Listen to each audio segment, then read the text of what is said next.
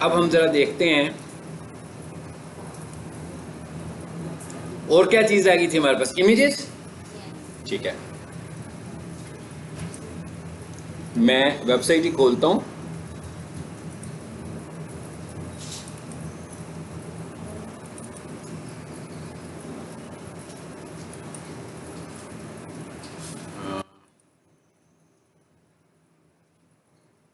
Official lectures, इसी की copy कर लेते हैं। नेट वैसे चल गया है, अगर वेबसाइट खुल जाए तो मैं इसी को खोल लेता हूँ।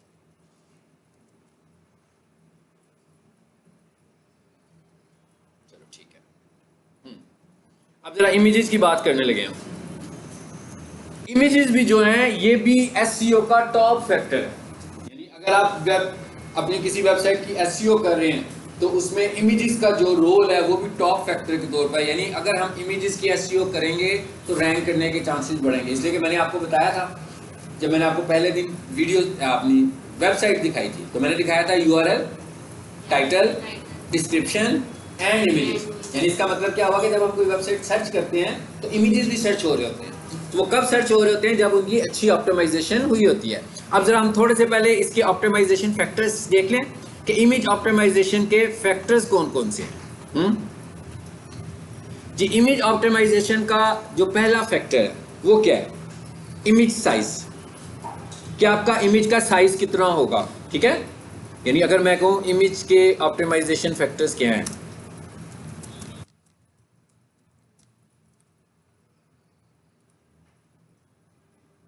नंबर 1 क्या है, इमेज साइज।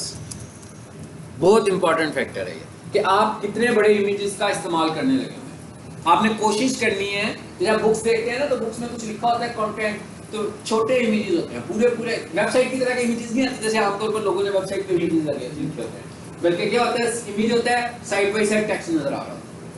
तो अगर हम देखें, बेसिकली हम क्या कह रहे हैं कि अपने कंटेंट को इंटरेस्टिंग बनाना चाह रहे हैं। तो किसी को इंफॉर्मेटिव फॉर्म में कुछ चाहिए तो वो पढ़ ले, और किसी को कलरफुल भी नजर आ रहा हो कि उसको मीनिंग भी समझ में आ रहा हो कि जो बात हम लिख रहे हैं 3 लाइनों में, 4 लाइनों में, बेसिकली उसका थीम क्या है, तो साथ हम इमेज लगा देते हैं।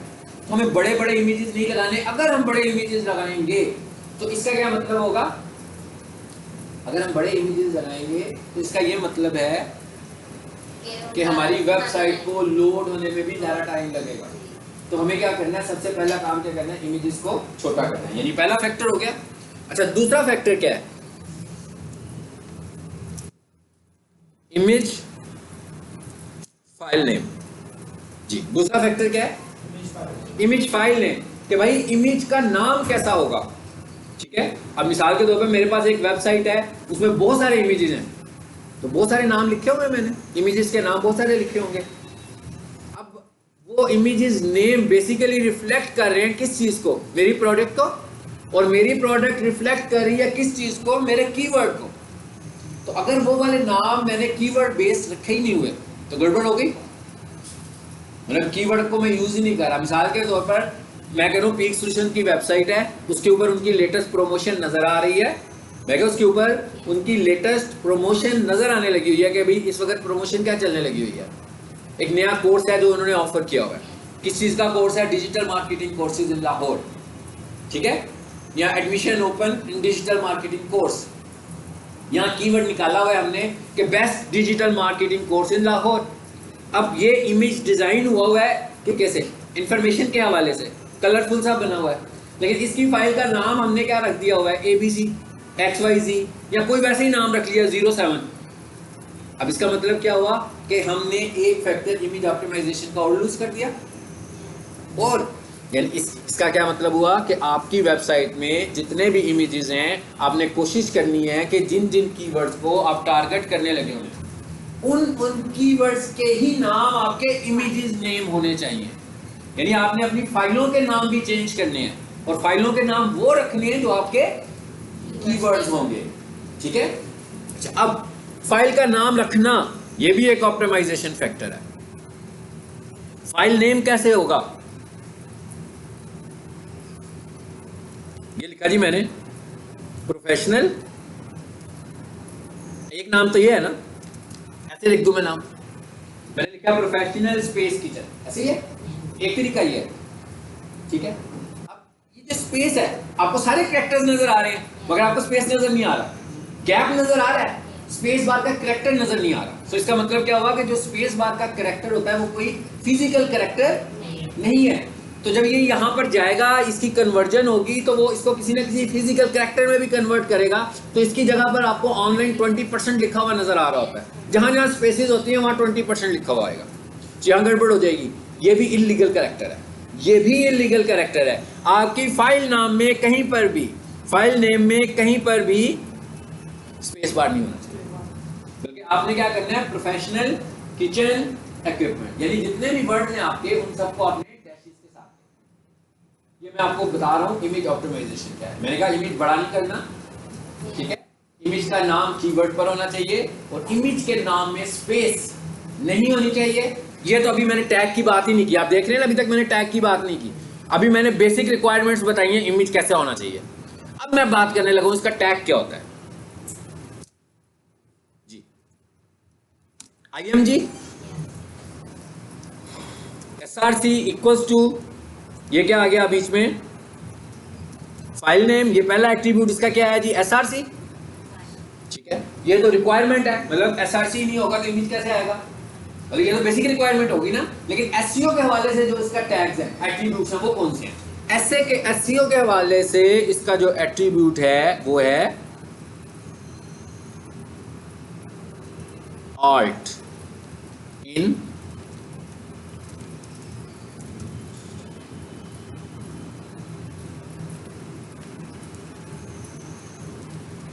जी, समझ आ गया।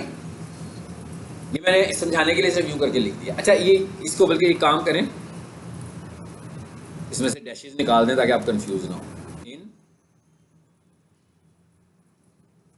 बिटवीन 120 to 140 कैरेक्टर्स, इसका क्या मतलब है, ये मैंने इसलिए लिख दिया साथ कि आपको याद रहे कि आपने जो आर्ट का मतलब क्या है, अल्टरनेट, यानी आर्ट का मतलब क्या हुआ, अल्टरनेट, यानी मैं यूज क्या कर रहा हूँ, इमेज, और इमेज के साथ मैं क्या यूज कर रहा हूँ, एक एट्रीब्यूट अल्टरनेट, तो मैं कर रहा हूँ इमेज का अल्टरनेट क्या है, ऐसी है ना। तो वहां पर आप कितने कैरेक्टर्स लिख सकते हैं, बेसिकली 120 से लेकर 140 कैरेक्टर। असल में आर्ट में आपने क्या लिखना है, कीवर्ड यूज करना है। आर्ट टैग में आपने क्या यूज करना है, अपना मेन कीवर्ड, जिसको आप देख रहे हैं। इमेजेस भी तो ऑप्टिमाइज हुए होते हैं कि नहीं होते हैं। गूगल इमेजेस में जाते हो, कोई भी कीवर्ड लिखते हो, इमेजेस आते हैं, पिंटरेस्ट, हर चीज के इमेजेस होते हैं ना। तो बेसिकली इमेज कैसे ऑप्टिमाइज हो रहे हैं, ज़हन में रखेंगे बात। ऑप्टिमाइजेशन वेबसाइट की कलरफुल होने की, विजुअल होने की वजह से नहीं होती है, ऑप्टिमाइजेशन कोडिंग से हो रही है। ऑप्टिमाइजेशन यानी गूगल जो चीजें ऑप्टिमाइज कर रहा है वो कोड को रीड करके ऑप्टिमाइज कर रहा है। यानी अगर मैं ये कहूँ मैंने तस्वीर लगाई है और तस्वीर बड़ी शानदार है तो शायद ज्यादा अच्छी ऑप्टिमाइज हो जाएगी, नो, ये फैक्टर्स अगर हमने यूज किए हुए हैं तो ज्यादा अच्छे तरीके से ऑप्टिमाइज होगी। इसका मतलब क्या हुआ, अगर हम बिल्ड कर रहे हैं ये स्टैंडर्ड, जब हम यूज कर रहे हैं तो प्लेटफॉर्म्स क्या करते हैं, आपको बताते हैं ना कि भाई इस प्लेटफॉर्म के ऊपर इमेज कैसा होगा, इमेज का साइज कितना होगा, बताते हैं ना हमें। इसका मतलब क्या हुआ कि स्टैंडर्ड ऑप्टिमाइजेशन उन्होंने पहले से खुद से करके रखी हुई है कि भाई इस तरह का इमेज लगाओगे तो बात बनेगी, अगर इस तरह का इमेज नहीं लगाओगे तो मैं सही तरीके से दिखाऊंगा ही।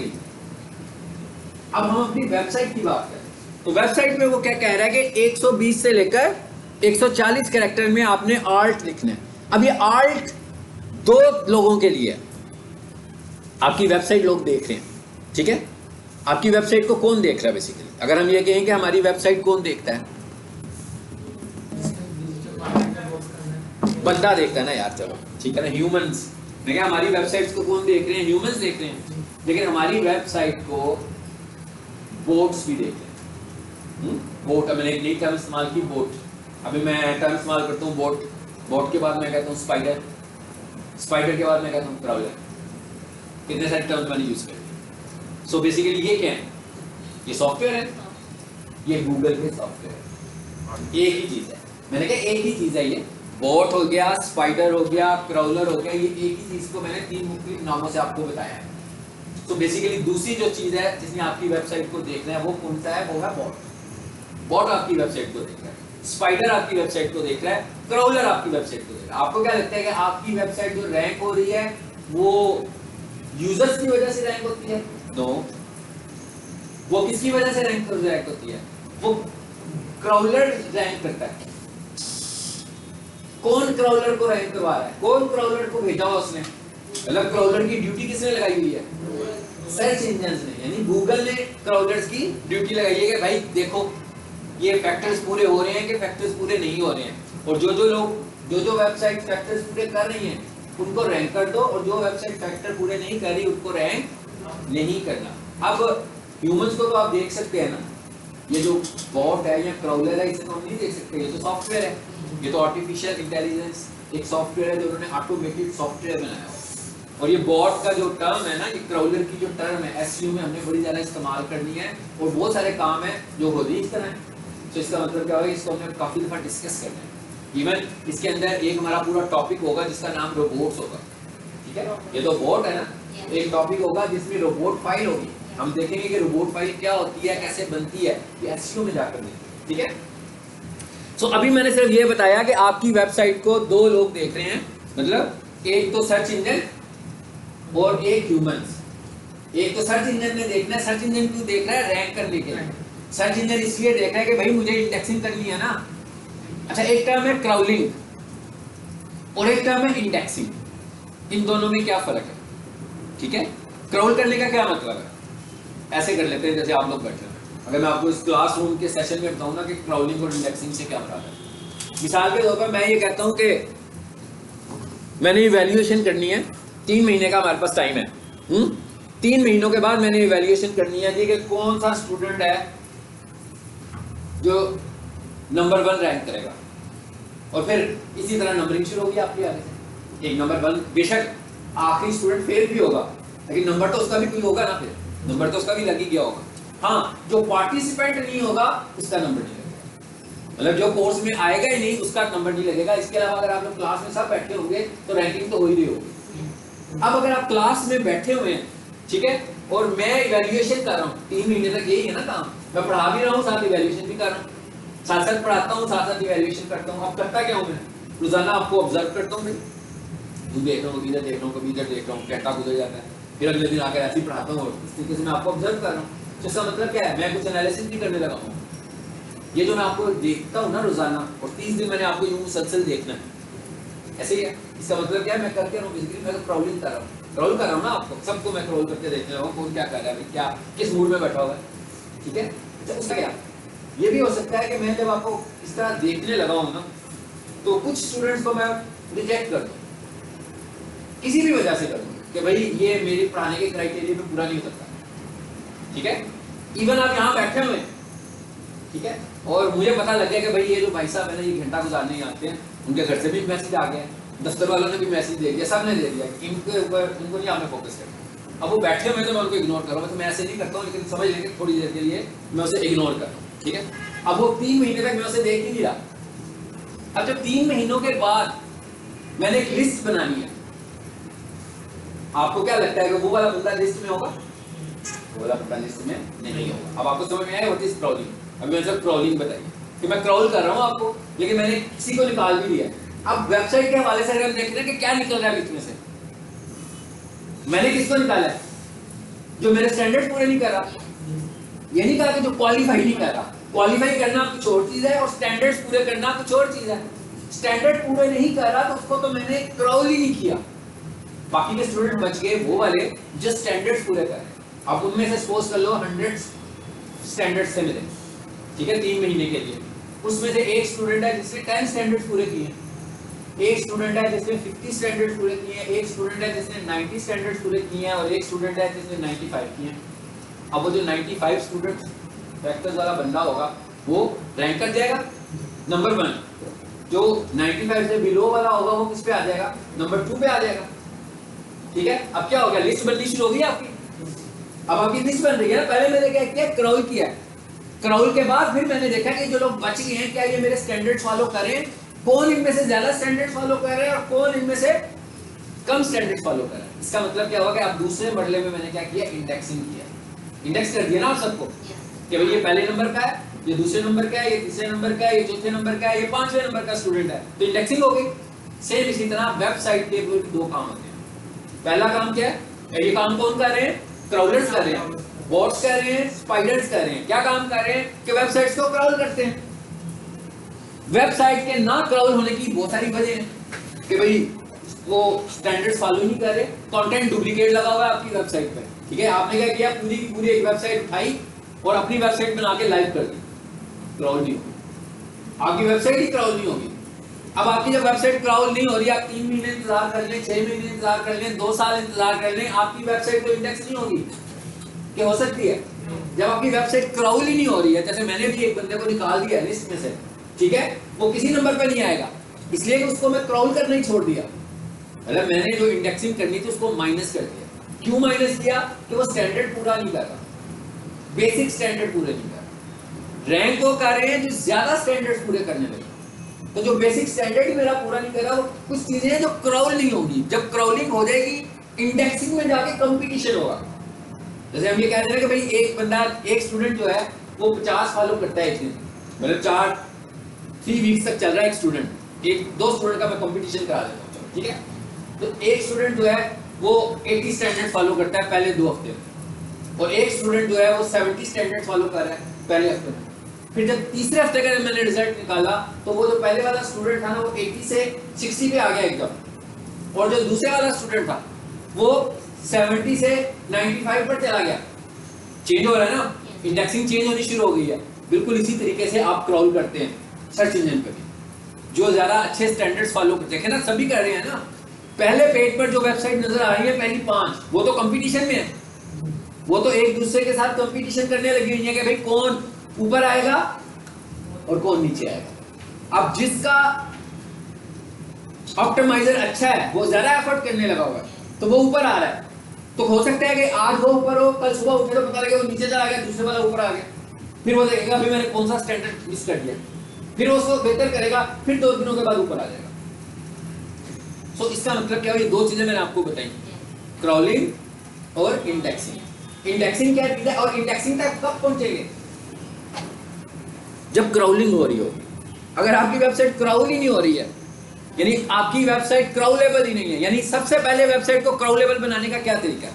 एक, अब आपकी वेबसाइट क्राउलेबल है कि नहीं है, एसईओ, जब हम एसईओ पर शिफ्ट करेंगे, हम टूल पढ़ेंगे गूगल सर्च कंसोल।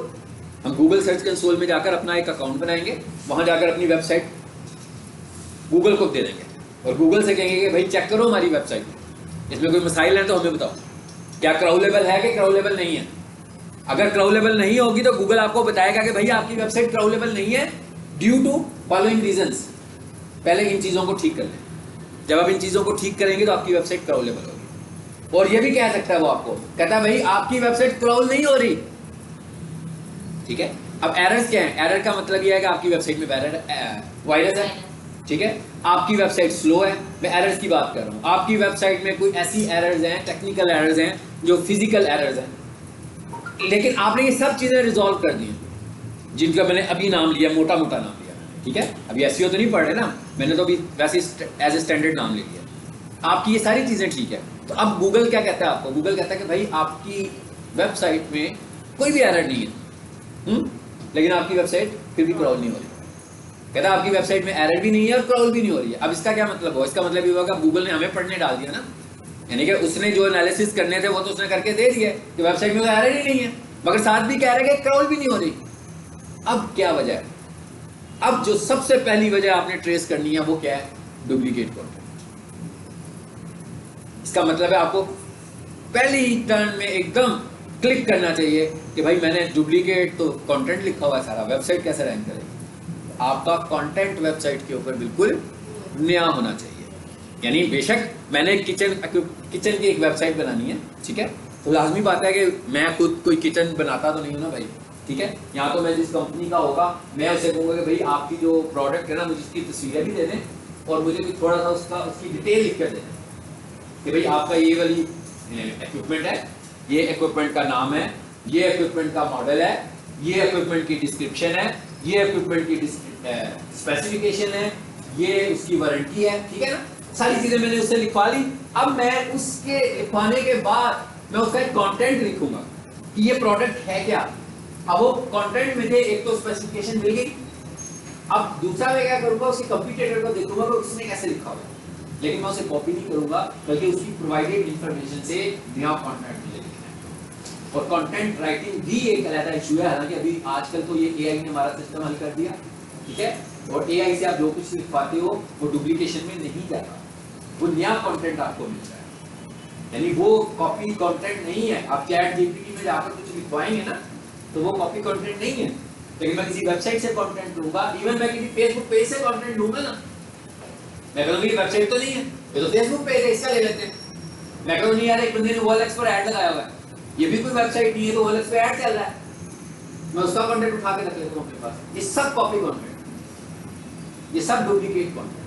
तो इसका मतलब क्या हुआ, इसका तरीका ये है कि आप नया कंटेंट लिखें तो ये कंफ्यूजन से आप बाहर निकल आए कि भाई कॉपी कंटेंट तो नहीं है ना भाई, कंफर्म बात है कॉपी कंटेंट नहीं है, ठीक है। तो सर अगर हम सर पैराग्राफ में वर्ड्स चेंज करते हैं तो वो भी हमारी कॉपी में include फिर कहीं ना कहीं से वो पिक कर लेगा कि भाई ये एक सेंटेंस आपका कॉपी में आ रहा है, और इसका मतलब क्या होगा, इसका मतलब ये होगा कि वो हमें पकड़ेगा कि भाई मैच कर रहा है आपका, ये एक सेंटेंस आपका मैच करने लगा। तो आप एक और चीज याद रखें कि सबसे पहला जो ट्रिक है ना, सबसे पहला ट्रिक है कि आप यूनिक कंटेंट, क्विक रैंकिंग का जो सबसे, अब हम क्या कहते हैं, हम ये कहते हैं कि आपकी वेबसाइट की 6 महीने में रैंक होना है, ठीक है। वेबसाइट के रैंक होने का जो मिनिमम पीरियड होता है वो 6 मंथ होता है, लेकिन अगर आपने एसईओ अच्छी की है, ऑन साइट एसईओ की बात कर रहा हूँ, सिर्फ ऑन साइट का क्या मतलब है, ये तो समझ में आ ही गया, टैग्स बनाते हुए मेरा कार्य रोजाना मैं ये फिलॉसफी बताता हूँ आपको कि ऑन साइट एसईओ क्या है, कौन बताएगा क्या है, वेबसाइट के ऊपर जो एसईओ करने लगे हो ना, that is on site SEO. अगर आपने अच्छी ऑन साइट एसईओ की है और टेक्निकल एसईओ पूरी कर ली है, वो हम आगे जाकर देखेंगे कि टेक्निकल एसईओ क्या है, ठीक है। अगर आपने ऑन साइट एसईओ अच्छी की है, टेक्निकल एसईओ अच्छी की है, तो आप 1 से 1.5 महीने में एक आम वेबसाइट को रैंक कर सकते हैं। सिर्फ क्या होना चाहिए, आपका कंटेंट यूनिक होना चाहिए। अगर आपका कंटेंट कॉपी नहीं है, ठीक है, तो आप रैंक कर सकते हैं। अब कंटेंट और तस्वीर दो चीजें हैं ना, कंटेंट में टेक्स्ट भी है और तस्वीर भी है, तो तस्वीर के लिए तो हमारे पास इतने एडिटिंग टूल्स हैं। अगर फॉर एग्जांपल मैं कोई तस्वीर नेट से ले ही लेता हूँ तो मैं उसे फोटोशॉप में जाकर, कैनवा में जाकर, किसी भी टूल में जाकर ब्ला ब्ला टूल खोलूँ और उस पर जाकर उसके कलर कॉम्बिनेशन चेंज कर लूँ थोड़े से, ठीक है। वो तस्वीर के ऊपर पिज्जा ओवन है मेरा, ठीक है, दूसरे का भी पिज्जा ओवन था, तो मैंने उधर बीच में जाकर कहीं पर अपना लोगो भी फिक्स कर दिया उसके ऊपर, काफी सारी चेंजेस आ गई ना। उस तस्वीर के ऊपर वाटरमार्क लगा दिया, अपनी वेबसाइट का नाम भी लगा दिया, उसी तस्वीर में मैंने कीवर्ड भी यूज कर लिया, तो चेंज हो गई ना तस्वीर सारी की सारी। अब वो तस्वीर तो नहीं है, ओरिजिनल वाली तस्वीर थी, तो हमें ये चीजों को भी चेंज करना है, ठीक है। चलो अब ये हो गया जी, आर्ट हो गया। अब आर्ट के 2 पर्पस थे, एक पर्पस तो मैंने बता दिया कि क्राउलर के लिए है, दूसरा किसके लिए है, दूसरा यूजर के लिए। यूजर के लिए इसका पर्पस क्या है, बेसिकली यूजर के लिए इसका पर्पस ये है कि हम कोई वेबसाइट खोलते हैं, ठीक है, तो जब वेबसाइट पे तस्वीरें हो सकता है खुल जाए, समटाइम ऐसे भी होता है कोई तस्वीर नहीं खुलती, होता है ना, यहाँ तो वो नेट की वजह से समटाइम इशू हो सकता है, यहाँ जिस सर्वर पर वो स्टोर हुई है उसकी वजह से भी इशू आ सकता है। तो जब तस्वीर लोड नहीं होगी तो आर्ट टेक्स्ट लोड हो जाएगा, इन तस्वीर नहीं आती तो तस्वीर की जगह पर क्या आएगा, आर्ट टेक्स्ट नजर आना चाहिए। इस वक्त फॉर एग्जांपल मैं कहूँ मेरी इमेज का आर्ट टेक्स्ट क्या है, बिटवीन 120 to 40 कैरेक्टर्स, अगर तस्वीर लोड नहीं होगी तो क्या लिखा हुआ आ जाएगा, बिटवीन 120 to 140 कैरेक्टर्स, ठीक है। अच्छा, इसके अंदर एक टैग और भी है, सॉरी आर्ट एट्रीब्यूट और भी है, वो कौन सा है, टाइटल। इस एट्रीब्यूट को भी हम यूज कर सकते हैं, ठीक है। हाँ जी, कौन सा एट्रीब्यूट है, ये कहां चले गए, ठीक है, ओके।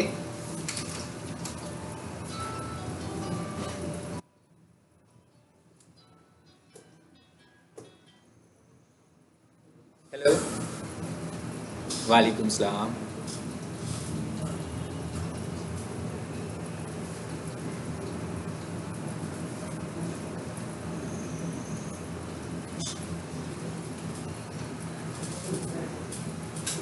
अच्छा मैं कर देता हूँ।